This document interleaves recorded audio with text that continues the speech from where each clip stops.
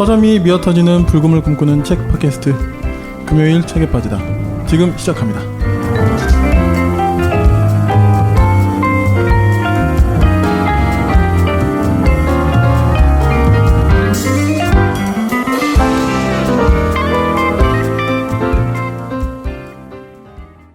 안녕하세요. 안녕하세요. 안녕하십니까. 네, 소개해 주세요. 네, 아마추어 독서가 용도사입니다. 네, 산과 책을 사랑하는 산책입니다. 네, 저는 팟캐스트 만드는 붉은 PD입니다. 반갑습니다. 이제 저희 오랜만에 그 용도사님이 등판하셨는데 이제 약간 쿼터 휴무제 이런 거 하는 건가요? 돌아가면서 산책님이 오시고 나서 확 이게 안정화가 되면서 뭔가 마음이 좀 아니 이 풀어져서 사람들이 쿼터로 좀 쉴 수 있는. 그러니까 그 전에는 뭔가 이게 절대 빠지면 안 되는 그런 눈치나 이런 게 있었는데 지금 이제 한번 아무튼 네, 지난번에 제가 참여를 못했는데 네. 근데 실제로 엄청 바쁘긴 했어요. 네, 실제로 어떻게 네. 바쁜 일은 좀 정리가 되셨습니까? 네, 이제 거의 마무리가 이제 돼가고 있습니다. 네. 원래 마무리를 했어야 됐는데 네, 마무리를 이제 거의 하고 있고요. 이 녹음 날짜 기준으로 하면 네. 네, 회사에 뭐 이제 좀 프로젝트를 맡아서 네. 마무리 하고 있고 네, 빠지지 않도록 네, 열심히 해야죠. 네. 또 다들 오늘은 용두사님이 지금 컴백해가지고 아쉽게도 오늘 윤희님이 그니까요. 오늘은 네. 좀 양해를 구하고 이분은 또 인정할 수밖에 없어요. 네, 지금 그러게. 이제 맞아요. 뭐 오늘 내일 그러니까 지금- 안 좋은 의미에서 오늘 내일이 아니라 되게 말하는 의미에서 오늘 내일. 근데 말을 조심해야겠네. 네. 그 이제 아이가 네. 아이 이야기를 한 적이 있죠. 우리가 했던 것 같아. 네, 네네. 이야기. 새 생명을 지금 네, 기다리는. 지금 네. 이제 윤희 주니어가 지금 이제 음, 세상에 나올 준비를 하고 있기 그러게요. 때문에 네. 네, 가장 떨리는 순간 아니겠습니까? 네. 태명이 뭔데요? 로로. 로로? 네, 로로? 로로를 정말 건강하게 네. 잘 만났으면 하는 정말 그런 네, 기도를 하게 됩니다. 네. 네. 건강하게만 이 세상에 잘 나와줬으면 그럼요. 좋겠습니다. 건강이 최고고. 저도 첫째는 자연분만이었는데 아이가 좀 늦게 나오는 거예요. 예정일보다 한 3일이 지났는데도 안 오니까 안 엄청 나오니까. 불안하셨겠다. 그러니까 이제 막 우리 난리가 네. 난 거죠. 그래서 이제 여기서 더 이제 힘들면 안 된다. 그래서 막 계단도 오르고 막 그러셨구나. 이제 그랬는데 하루는 그 전날이었나 나오기 붕어빵이 이제 먹고 싶다. 저희 아내님이 이야기하셔가지고 집 근처에 이제 간 거예요. 있었어요. 근데 뭐가 있었냐면 슈크림 붕어빵이 있는 거예요. 딱 보니까 좀 약간 네. 특이하잖아요. 그래서 이거 사가면 좋아하겠지 했는데 이게 뭐냐고 붕어빵은 당연히 팥이 아니냐고 이러면서 네. 아유, 그럴 수 있죠. 붕어빵 한 정통성 3년을 논란. 갔던 것 같아요. 네.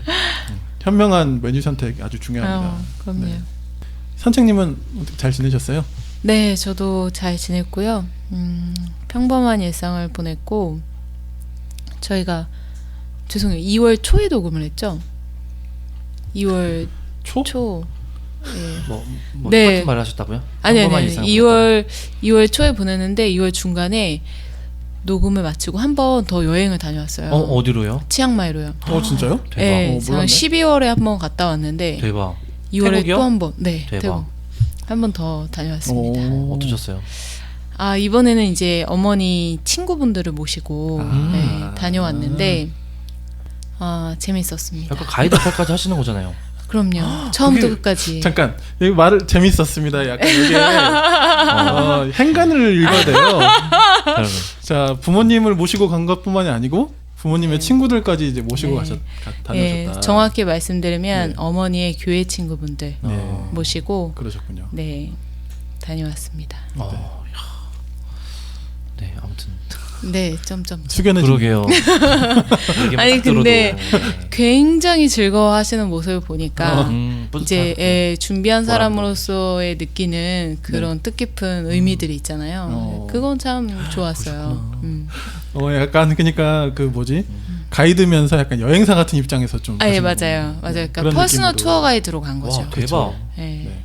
그렇구나. 아무튼 저도 태국을 좋아하거든요. 몇 년 전에 태국 여행 갔을 때 네. 뭐 방콕, 피피, 푸켓, 끄라비 이렇게 네 군데를 돌았었어요. 남쪽 2주 동안인가? 근데 치앙마이 못 갔거든요. 네. 오늘 말씀하는 거 들으니까 치앙마이 네. 가고 싶네요. 태국이 너무 좋았었어요, 저희. 네. 그래요? 뭔가 되게 자유분방함이 확 이렇게 뭔가 표출되는. 맞아요. 태국은 너무 저는 한 좋았었어요. 번도 안 가봐가지고 태국 추천드립니다. 그래요. 베트남이랑 약간 비슷해요. 베트남도 안 가봤습니다. 아 네. 가신다고 하지 않으셨나? 베트남? 누가 베트남 가셨지? 아 네. 아무튼 네. 저는 그 옛날에 캄보디아 가봤고 일 때문에 네, 일 때문에 이제 아. 일이지만 이제 이쪽 바닥에서는 이제 선교 그렇죠, 예. 그렇죠. 예. 단기 선교 이런 걸로 이제 간 거고 그리고 신혼여행 때 발리 한번 가보고 발리 가셨구나. 오. 발리. 근데 발리 되게 좋은 거 같잖아요. 발리 네. 별로예요. 그래요? 네. 저 못 발리- 갔어요. 우리 발리 너무 딱 좋다던데. 하면 그 저희도 발리를 생각했을 때 그때만 해도 이제 그냥 이제 막 복잡한 여행 하지 말고 좀 쉬자 이래가지고 이제 휴양성으로 갔던 건데 그때 한창 유행했던 게 풀빌라 뭐 이런 거 있잖아요. 아. 바다가 또 앞에 있어가지고 가봤거든요. 바다가 더러워요. 음, 바다가 서해 같아. 아. 네, 그래서 좀 약간 실망했었어요. 그러셨구나. 그러셨구나. 네, 그래서 갯벌까지 있는 건 아니었고요. 그 정도는 아닌데, 네. 그러니까 멀리서 보면 되게 아름다웠는데 가까이서 가보니까 약간 서해물 같더라고요. 어. 물이. 음. 근데 실제로 찾아보니까 그때가 발리- 혹시 그랬던 거 아닌가? 발리 수질이 한 B급 정도로 아 그렇더라고요. 그래요. 하긴 최근에 필리핀도 너무 심해가지고 막 몇 달 동안 안 맞아요. 받고 막 하고 했었잖아요. 아, 그래요? 예, 네. 수질 너무 심해지고 그래가지고 저는 발리 하면 그냥 그 발리에서 생긴 조인성 그 짤 아. 눈물 짤밖에 생각나요. 네. 주먹 이렇게 네네, 입에 전화 넣는 통화하면서, 거. 네. 저는 그 먹고 기도하고 사랑하라에서 못 봤어요. 근데 뭔지는 알아요 영화. 네. 줄리아 로버츠. 네. 그러니까 네, 보진 않았는데 이런 거 외우고 거기서 있어요. 이제 발리가 마지막 여행지로 나오거든요. 발리구나. 아 그렇구나. 발리였던 것 같아요. 아, 이 여행 얘기하니까 갑자기 다들 눈빛이 이렇게 네. 돌아셔가지고 여행 얘기 한번 해야겠다. 네, 네. 이게 최고죠 여행이. 네. 그러게. 시간이 지날수록 그걸 더 느끼는 것 같아요. 네. 네. 저희 녹음 전에도 잠깐 산책님이랑 잠깐 대화했는데 저희도 여행 몇 년 전에 간 걸로 지금 버틴다고 몇 년을 그런 것 같아요 진짜. 네. 아 오늘 여행책이 아닌데 그쵸? 네. 여행이 여기까지 해야겠다. 갑자기 제가 치앙마이 얘기하는 아 바람에. 근데 진짜 오늘은 미세먼지 얘기를 안 할 수는 없을 것 같아요. 아 그럴까요? 할까요? 진짜 이거 잠깐이라도 그냥. 그래, 내일 어차피 업로드 해야 되니까. 아 네. 너무 우울해지더라고. 저는 또 네. 여행 얘기했지만 이전 마지막 여행지가 호주였거든요. 네. 호주의 이제 시드니나 이쪽이 동부 도시고 음. 서부의 시골이 이제 퍼스라는 도시인데 저 퍼스를 좀 길게 다녔었거든요. 그러니까 거기 하늘이 너무 생각나서 진짜 그냥 뜨고 싶더라고요. 이번 주는 참 특히 좀 정두사님 SNS에서 저도 봤는데 그러니까요. 하늘 그냥 그거 보정 안 하는 실사입니다 그냥. 기가 막히더라고요. 예, 예. 그게 그냥 기본이에요. 그냥 문 열고 나오면 하늘에 그렇게 돼 있어요. 세계에서 청명한 하늘 1, 2위를 다투는 국가거든요. 그러니까 호주가. 그런데 사는 사람들은 마음도 참 여유롭게 있어요. 그러니까요. 예. 그러니까 그런 데는 호주의 정치 이런 거 잘 모르겠는데 자유한국당 이런 거 나오겠습니까? 사람들이? 그러니까 마음이 얼마나 그러니까. 온순해요. 그냥 이제 그래 알겠다. 네, 그러니까. 서로 하면서 이제 네. 합의 보고 막 이럴 것 그러니까요. 같아요. 네. 호주 진짜 가보고 싶네요. 한 번도 안 가봤어요. 저도 네. 한번 가보시길 권해드립니다. 마이크를 조금 더 네. 가까이. 네, 오케이. 됐어요. 하여튼 요즘 한국 저희 대한민국 국민분들이 고생이 많습니다. 네. 근데 또 이게 보면 과학적으로 좀 분석한 걸 보면 조금씩 개선은 되고는 있다는데, 네. 이게 여러 가지가 좀 복합적이잖아요, 사실. 이 중국에서 바람이 편서풍이 불 때 이게 너무 심해지니까 누가 봐도 일반 사람들이 볼 때는 이게 명백한 중국의 원인으로 느껴지고, 물론 그것만이 다는 아니라는 걸 우리가 머리로는 인지하는데 너무 심하니까 요즘은 뭐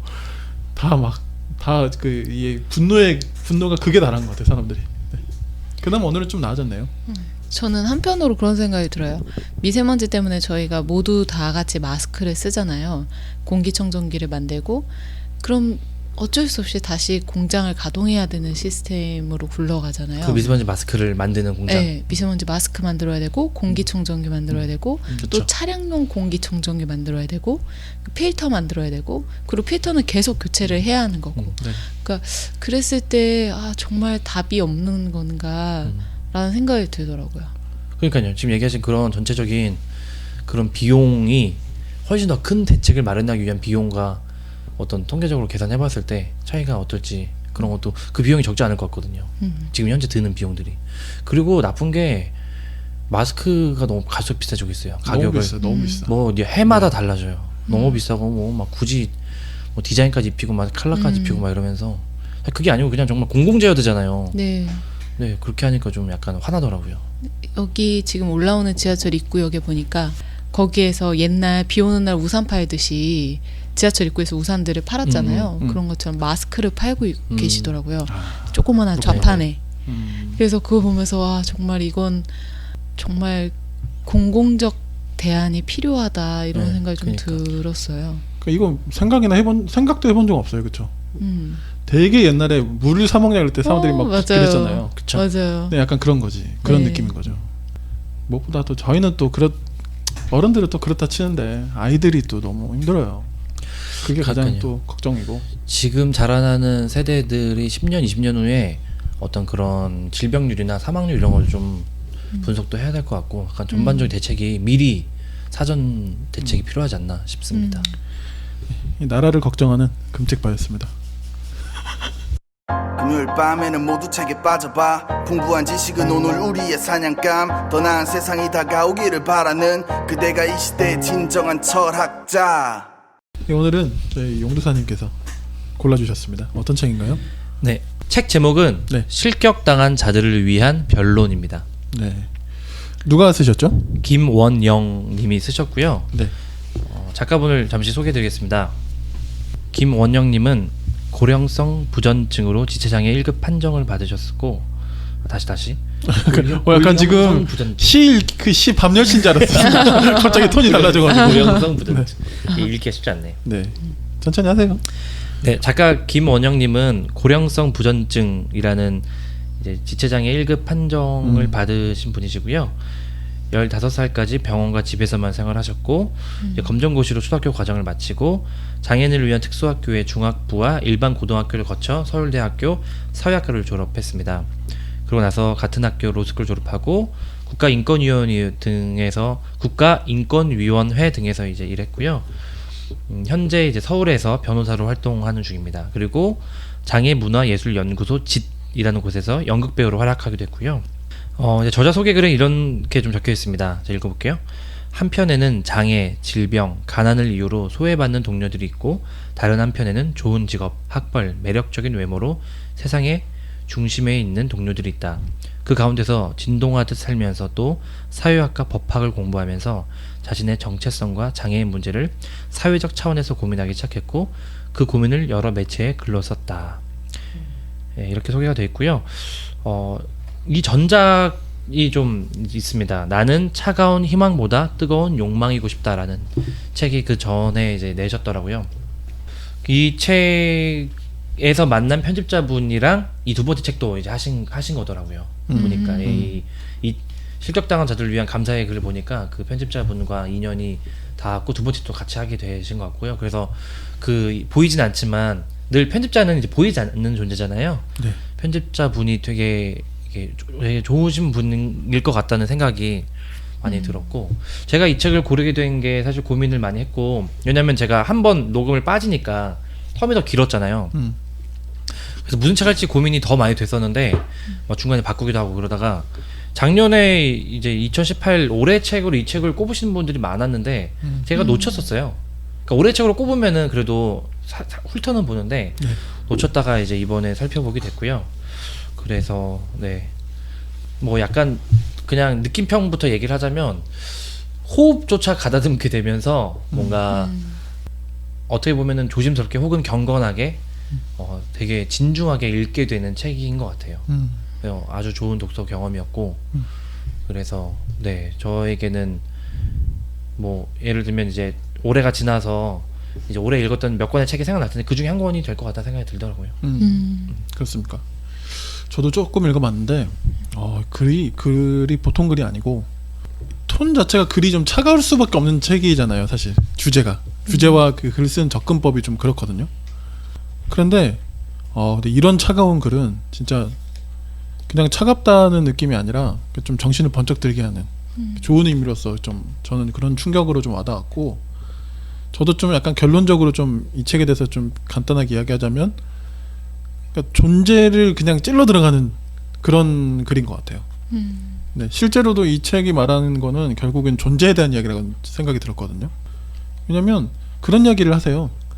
여러 이야기들이 또 되게 다양한 사례를 굉장히 적절한 그 주제에 딱 담아내는 게 일품인데 이분의 글쓰기가 뭐 가령 그런 거 있죠. 그 청각 장애인 그 여성 커플 네. 부부가 있는데 청각 장애인 그러니까 자녀를 얻고 싶어서 그런 분의 정자를 기증받아서 그래서 결국 약간 그 청각 장애가 있는 아이를 이제 네. 실제로 이제 낳게 되잖아요. 그래가지고 이제 이게 막 논란 뭐 그런 걸 소개하셨는데 그러면 그렇게 하는 거는 그건 나쁜 짓이냐? 걔한테 못할 짓을 한 거냐?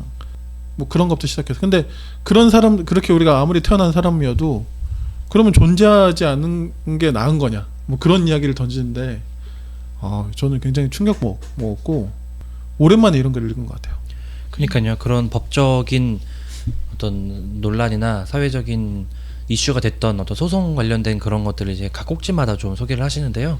대표적으로 이제 잘못된 삶 소송이라는 잘못된 삶 소송. 네, 이제 그렇게 이제 여기서 여러 번 소개가 되는데 네. 우리나라에도 있고 이제 다른 해외 프랑스에도 있는 이제 실제 있었던 소송이에요. 그러니까 예를 들면 이제 어떤 부부가 있었는데 그 부부가 아이를 출산했는데 다운 증후군이라고 이제 장애가 있는 아이가 출산됐는데 출산 전까지 이제 임신 기간 동안 진료를 받으면서 그 의사로부터는 건강한 아이다라고 하는 어떤 확인을 받았었고 그래서 그 의사에게 소송을 건 거죠 부부가.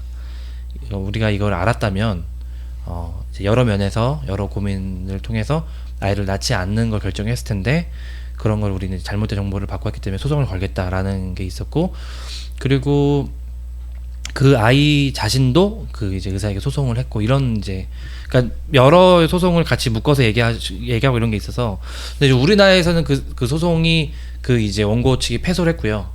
프랑스에서는 그 원고 측이 승소를 했어요. 프랑스에서 논란이 되게 컸다고 하더라고요. 원고라 하면 원고라면 이제 그 부부랑 그 이제 실제 그죠. 장애가 있는 이제 당사자인 거죠. 왜냐하면 그거를 국가에서 법적으로 그거를 이제 손을 들어버리면 잘못된 그러니까 죽음보다 더 안 좋은 삶이 있고 그게 맞다는 어떤 그걸 논리를 입증해 주는 게 되기 때문에 그래서 이 책을 관통하는 핵심 어떤 태제라고 제 생각에는 그게 그런 것 같아요. 죽음보다 더 못한 그러니까 오히려 태어나지 않았으면 좋았을 삶이란 게 있나. 사실은 이분은 이제 장애를 갖고 태어난 분이고 휠체어가 자기의 삶에 늘 24시간 함께하는 분으로서 이거를 아주 깊이 골몰을 하신 것 같고요. 그거에 대해서 결론적으로는 그렇지 않다는 변론을 이제 하는 이 서사가 있는 거죠. 네, 전체적인 서사가 있고 근데 그렇지 않다는 게 어떤 법적인 변론이라기보다는 그렇지. 여러 가지 이제 하는데 특히 이분이 사회학의 어떤 그 사상을 되게 깊이 다루세요. 그래서 굉장히 어렵습니다. 굉장히 어렵더라고요. 뭐 여러 이제 사회학자들이나 철학자들 이런 사상가들을 깊이 다루면서 어떤 책보다 더 깊이 그러니까 그 존재의 깊은 곳까지 끝까지 추적해가는 그런 집요함이 되게 있는데 그 집요함이 얘기하신 대로 재미없거나 이렇게 막 너무 무겁게 가는 게 아니라 우리 삶에 내 실제 삶의 어떤 그 문제들로 던져주니까 이렇게 되게 흠칫흠칫하게 되고 울컥하게 되고 반성하게 되고 또 그러면서 무릎을 치게 되고 약간 이렇게 쭉 읽게 되는 책인 것 같아요. 근데 전혀 쉽게 읽히는 책은 아니더라고요. 그게 어떤 난해함이 아니고 그렇죠. 그 뭔가 마음을 좀 이렇게 어렵게 하는 그것도 이제 부정적인 의미가 아니라 네, 그런 의미에서 좀 저도 동의가 됐고 아까 제가 그 저자분 소개해드릴 때 연극 배우로 활약하기도 했다고 했잖아요. 이게 조금 포인트인데요. 이 책에서 저자가 여러 주요 사상가들을 이제 기반으로 잡고 있긴 한데 그 중에서 가장 중요한 사상가로 보이는 사람이 어빙 고프만이라고 하는 사회학자인데 어빙 고프만 네, 이제 미국의 되게 위대했던 20세기 사회학자인가 봐요. 저도 잘은 모르는데 자아 연출의 사회학이라는 이제 대표작이 있는데 그러니까는 삶의 인간과 인간이 서로 상호작용하고 서로 만나는 것을 어떤 공연이라고 하는 장애, 연극 행위로 이제 그런 이론을 가지고 이제 집중한 거거든요. 그래서 그거를 가지고 상당히 많이 이제 어떤 퍼포먼스로서의 행위로 우리 상호의 교감과 행위들을 많이 분석을 해요. 저는 그 부분이 되게 탁월하더라고요. 그 이제 그 예를 들잖아요. 그러면서 자기가 청소년 때인가요? 친구들이 다 저기 수영하러 가는데 진짜 친한 친구 한 명만 난 별로 수영 별론데? 뭐 이러면서 안에서 그냥 쉬고 싶은데 근데 이제 이 김원영 씨는 아는 거죠. 얘가 사실은 이게 더 하고 싶지만 나를 생각하는 마음 때문에 제가 저렇게 이야기하는구나. 그래서 그러니까 이제 이걸 일종의 연기라고 생각하는 거잖아요. 연기라고 이제 딱 그 규정을 해서 설명을 해주는데 굉장히 절묘했고 그래서 그 김원영 씨는 됐다 꺼져라 나가라 뭐 이렇게 받아주고 그러니까 걔는 나중에 그 만화책 몇 권을 이제 딱 던져주고 나간. 근데 그 대화의 순간을 그 아까 이야기하신 그 예로 들면서 그 순간이 되게 따뜻했음을 이야기하는 거잖아요. 되게 적절한 사례였고 되게 감탄했어요. 일단 또 그렇게 딱 풀어간다는 거. 그러니까요. 그런 실제 사례로 푸신 게 네네네. 그러니까 어려운 사상들 얘기만 쫙 그냥 나열을 하면은 공감이 이렇게 이어지지가 않는데 한 번에 그런 이어지죠. 실제로 있었던 일을 가지고 하니까 아 하면서 그 어려운 이론적인 논의들이 확 흡수돼서 좀 더 구체적으로 말씀드리면 어렸을 때 이제 시골 마을에서 자랐었는데 이제 여러 친구들과 이제 바로 앞에 내과에 늘 놀러 가는데 이 저자분은 어릴 때부터 늘 장애가 있으니까 못 나가니까 항상 나는 만화책 읽는 거 나는 책 읽는 거 좋아하니까 너네 갔다 와 난 책 읽을 거야 이런 거죠. 근데 그것도 퍼포먼스였던 거죠. 못 하니까 친구들이 내가 못하는 나는 못하는데 왜 가 이런 어떤 하지 않고 그 친구들 존중하기 위해서. 근데 그 중에 이제 한 친구가 나는 피부 관리 받을 거야 이렇게 하고 안 간다는 거예요. 근데 맞다. 말이 안 되는 피부 얘기죠. 관리를, 시골이었고 그때 당시만 해도 지금처럼 피부 관리 특히 남자아이가 피부 귀여워. 관리를 받고 이런 게 그 둘 다 아는 거죠. 그게 진실이 아니라는 걸 알지만 그 순간에 느껴진 그 감동과 뭉클함과 그거에 대한 경험이 자기가 장애가 있었지만 그 친구에게 받은 그 우정에 그게 존엄의 퍼포먼스라는 이제 표현을 하시거든요.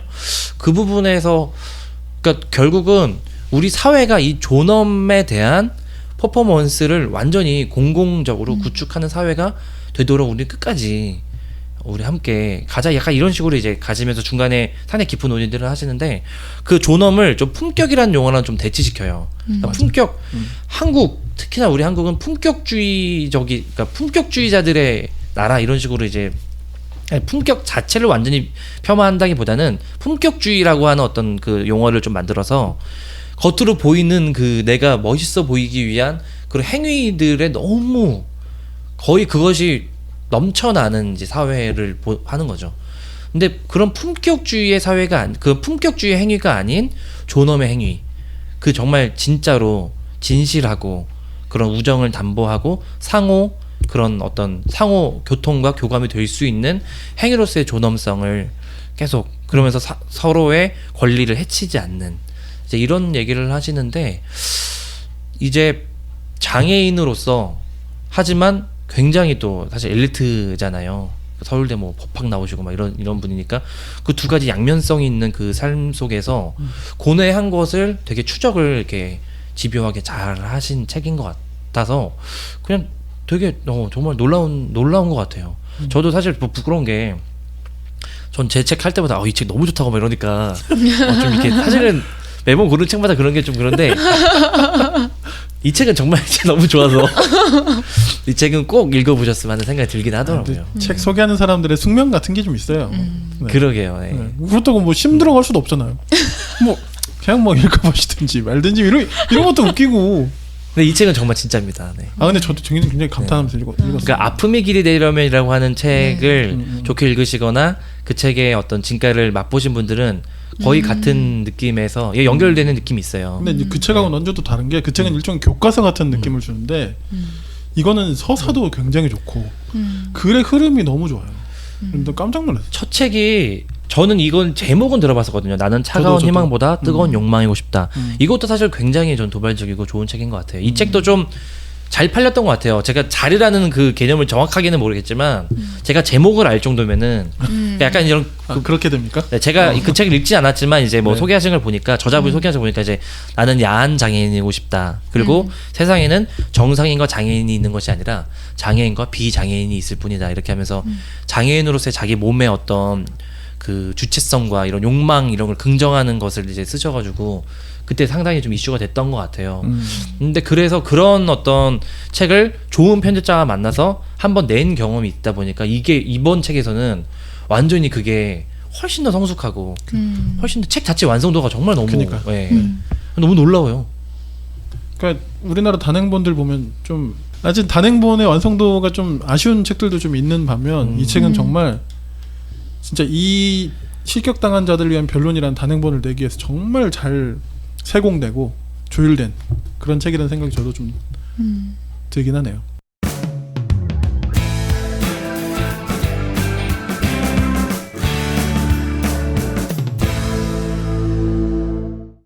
저는 그 한겨레에서 나온 이 책에 대한 기사를 좀 봤는데요. 네네. 뭐 그 끝부분에는 저자와의 인터뷰도 간단하게 실려 있어요. 근데 아까 이제 이야기해 주신 그 사례 부분, 그 10대 초반의 그 에피소드를 이제 실었는데 소개했는데 저는 그 부분을 근데 진짜 눈물이 울컥 나더라고요.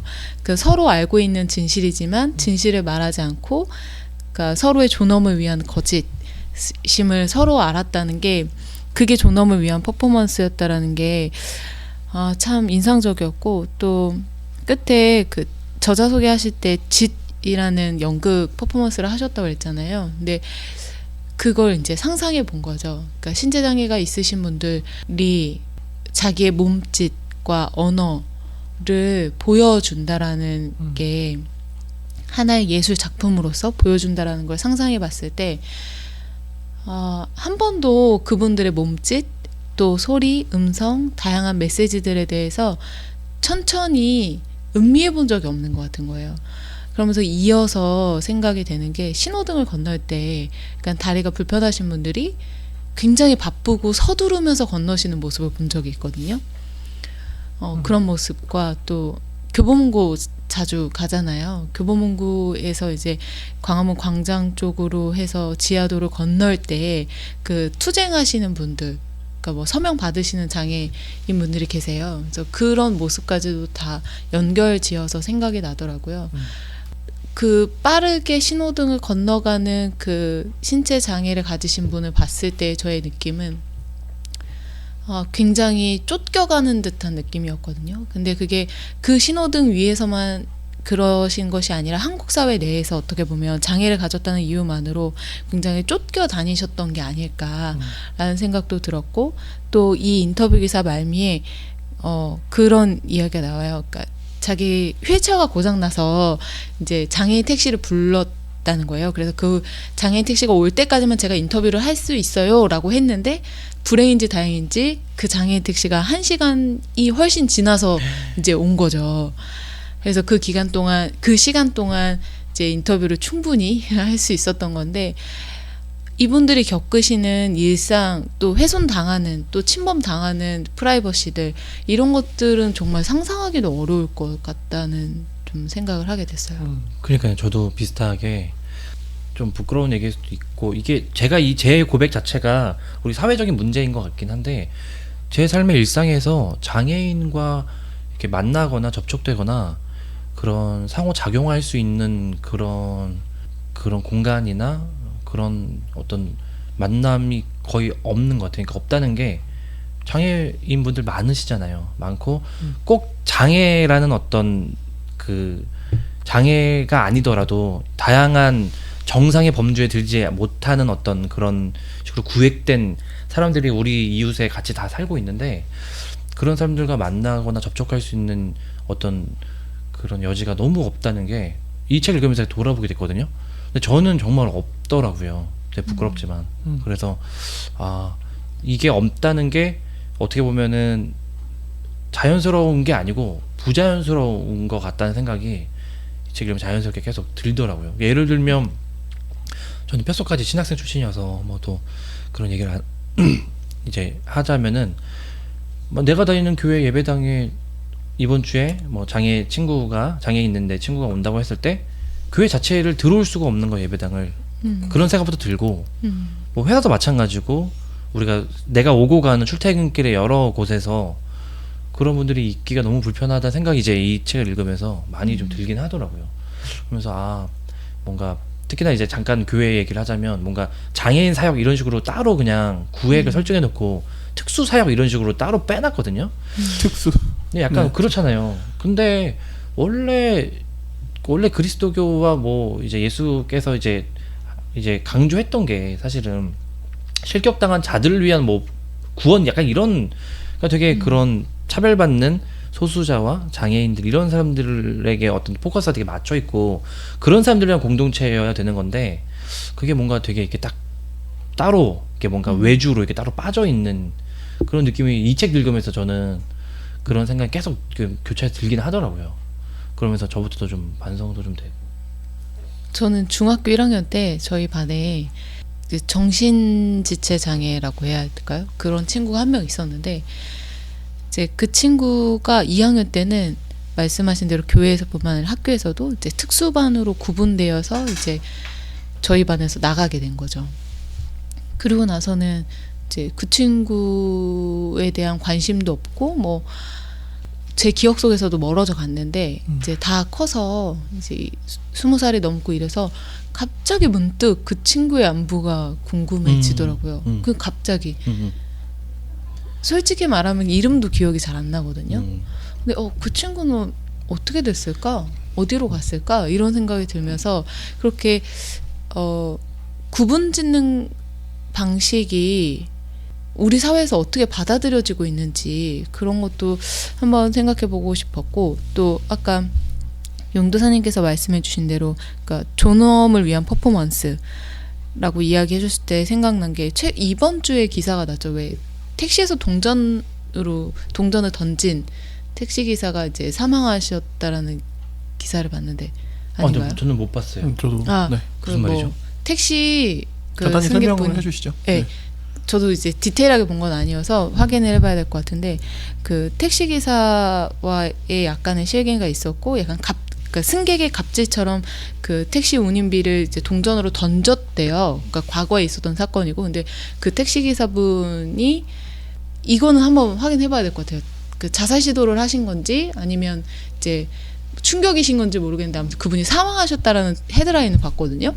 근데 굉장히 그 뭐 명품이라든지 뭐 좋은 그 신체 조건이라든지 이런 게 만약에 품격주의라면 그 이면에는 전혀 다르게 그 갑질을 하는 삶의 태도가 동시에 공존을 하는 거죠. 우리 사회에서는. 근데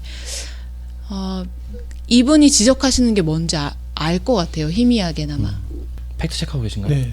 보니까 맞나요? 인천에서 그러니까 30대 승객과 70대 택시기사분이 말다툼이 생겼는데 동전을 던졌는데 그걸 맞고 이제 돌아가신 거예요. 돌아가신 거예요? 그걸로 운임비를 계산한 건 아니군요. 그게 이렇게 해서 동전을 맞아서 물리적 어떤 타격으로 돌아가신 건 아닐 거 아니에요. 어떤 그 되게 그러니까 심리적인 동전을 이렇게 던졌어요. 그리고 나서도 5분 정도 더 말다툼을 벌이다가 갑자기 그분이 심근경색. 그러니까 충격을 먹으시죠. 충격 받으신 거구나. 네. 그런 거네요. 그러네요. 참 이런 일이 있었군요. 네. 그러게요. 저도 못 봤네요. 이게 또 동전이라는 게 굉장히 자극적인 네. 또 좀 그렇긴 하네요. 엄청난 그 자기 권리나 이런 게 박탈당했다고 느끼셨겠네요.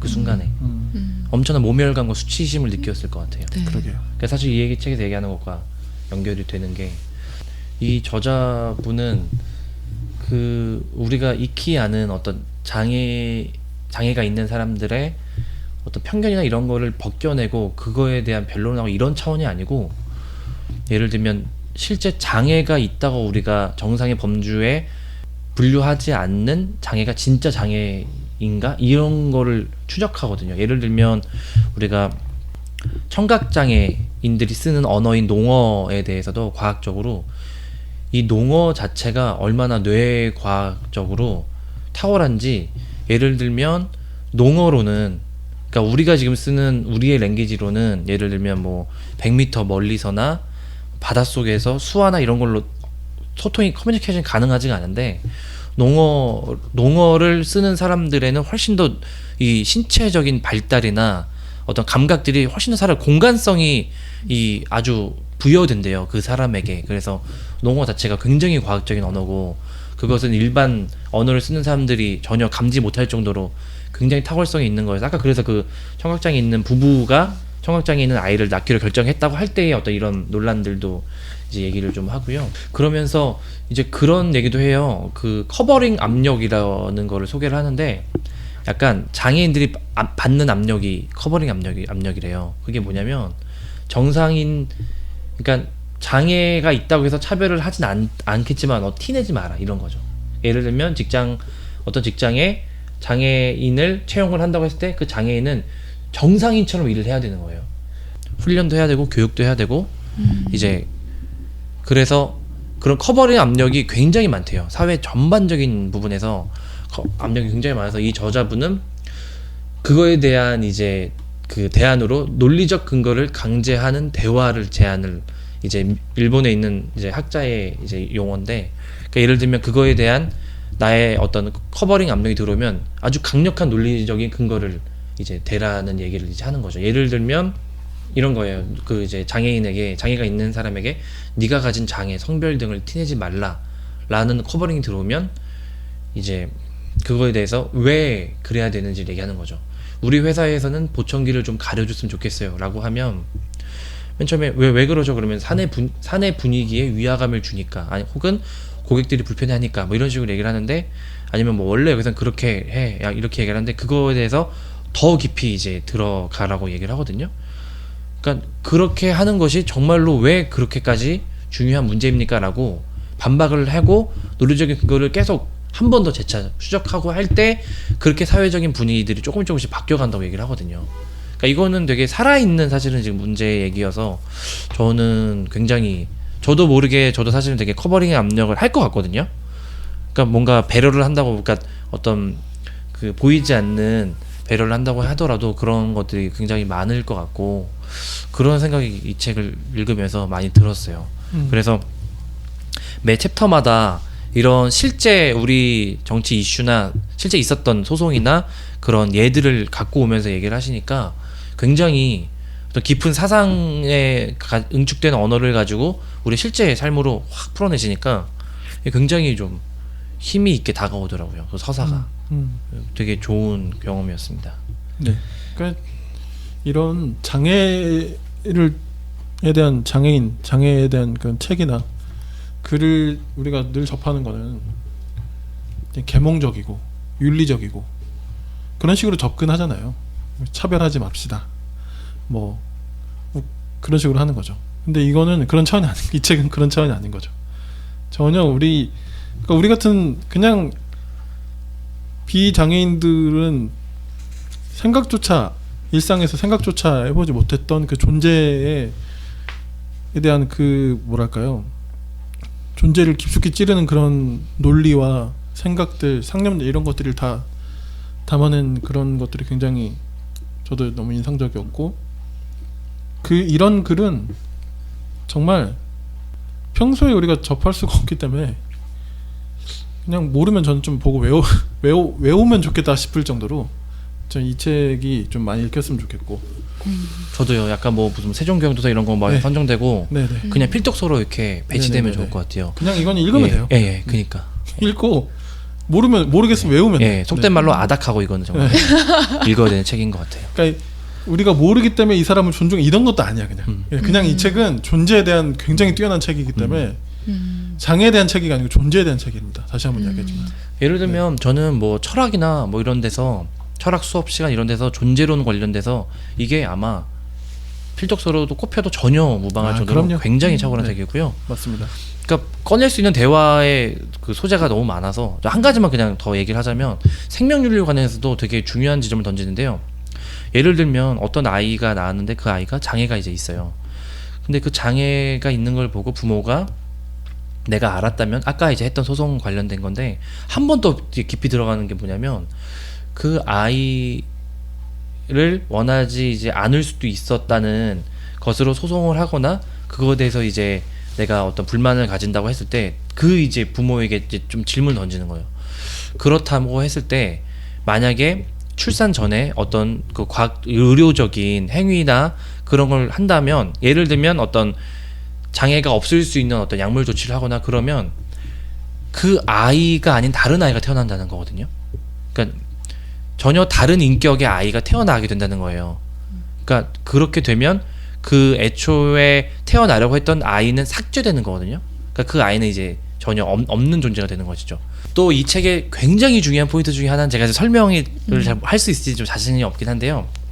장애를 가지고 태어나는 게 어떤 삶의 어떤 오류와 피해와 어떤 문제가 있다고 보면 안 된다는 그 변론을 강력하게 그게 되게 이 책의 하나의 되게 중요한 태제예요. 근데 이거는 되게 깊은 얘기여서 제가 설명을 잘 못할 것 같긴 한데, 그렇게 하는 순간 이제 장애인과 정상인을 분류할 수밖에 없고, 장애인과 정상인을 분류할 수밖에 없고, 그래서 이제 그런 장애를 가지고 태어난 사람을 어떤 피해를 받은 것으로 얘기하는 순간 굉장히 깊은 어떤 철학적인 문제와 현실적인 이제 그 어떻게 대할 수 있는가에 대한 난관에 봉착하게 된다고 얘기를 하거든요. 예, 설명이 잘 안 돼서 이 부분은 좀 책에서 좀 이제 만나보셔야 되겠네요. 아니 근데 저는 마무리하시네요. 진짜 너무 놀라웠어요. 예. 그 진짜 이렇게 깊이 들어가는구나 놀라웠는데 이제 제가 설명이 잘 안 됩니다. 그러면 제가 마지막으로 마지막에 있는 9장의 변론을 종결하며라는 부분을 읽도록 하겠습니다. 앞에서 우리는 한 아이가 피부 관리해야 돼 라는 말로 다른 아이가 스스로를 존중할 수 있게끔 이끄는 모습을 보았다. 우리의 자아는 사회 속에 투영되고 사회는 자아의 구성에 영향을 미친다. 국가나 정부 혹은 정치인들이 엘리베이터를 덜 설치하고 알츠하이머에 걸린 노인을 위한 시스템을 갖추지 못하고 차별적인 법률을 제정한다 해도 바로 옆에 있는 나의 가족, 연인, 친구 혹은 버스에서 우연히 만난 무수히 많은 사람들이 창출하는 상호작용의 무대에서 우리는 인격적 존재로 대우받고 서로를 세심하게 존중하는 경험을 나눈다. 당신이 버스에서 만난 한 장애인에게 보인 작은 존중의 표현은 주위에 있던 사람들에게 전해지고 나아가 그가 자신의 장애를 수용하는 밑거름이 된다. 예의 바른 무관심, 섬세한 도움의 손길, 무시와 냉대 속에 혼자 있는 사람을 발견하고 고개 숙여 말을 거는 순간 조금 더 긴 시간을 들여 상대방의 초상화를 그려보려는 미적, 정치적 실천, 그런 것들이 모여 자기 삶의 조건을 수용하기를 두려워하지 않는 용감하고 탁월한 자를 구축하게 한다. 그러한 자를 가진 사람들이 함께 모여 자신들의 구체적인 삶을 언어화하고 법적인 권리로 만들고 품위와 겉모양만 중시하는 품격주의자들의 세계에 구멍을 낸다. 모든 사람에 대한 진심 어린 존중은 이제 법률이 되고 헌법이 되어 우리 공동체의 최고 규범이 된다. 그런 규범에서 자란 아이들은 다시 자신의 친구에게 피부 관리해야 돼 라는 귀엽고 뭉클하고 놀랍도록 탁월한 상호작용 기술을 발휘해 인간의 존엄성이 모든 이념의 중심에 오는 세상을 향한 긴 순환을 시작한다. 네, 오늘 저희 금요일 책에 빠지다에서 다룬 책은 김원영 작가님의 실격당한 자들을 위한 변론, 같이 이야기 나눠봤습니다. 두 분도 오늘 수고 많으셨습니다. 수고하셨습니다. 감사합니다.